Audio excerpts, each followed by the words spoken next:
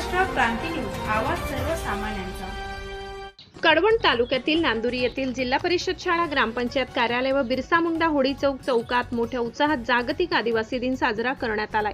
यावेळी प्रमुख पाहुणे आदिवासी एकता परिषदेचे केंद्रीय अध्यक्ष प्राध्यापक अशोक बागुल, आदिवासी बचाव अभियान जिल्हा सरचिटणीस किसन ठाकरे, कडवण तालुका अध्यक्ष संजय खिल्लारी, युवा अध्यक्ष पंकज ठाकरे, जिल्हा नेते के गांगुर्डे, ज्येष्ठ नागरिक वसंत गवडी, गुलाबा हिरे, नांदुरी, सरपंच प्रकाश राऊत, रंगनाथ गावित, रमेश राऊत, अनिल राऊत हस्ते महापुरुषांच्या प्रतिमेचे पूजन करून आदिवासी परंपरा जपत पावरी, कांबड, कंसारा देवांची तांदूळ नागली यांचे पूजन टाकत पूजा केली। यावेळी शालेय विद्यार्थ्यांनी सांस्कृतिक कार्यक्रमात आदिवासी गीतावर ठेका धरत उपस्थितांची मने जिंकली।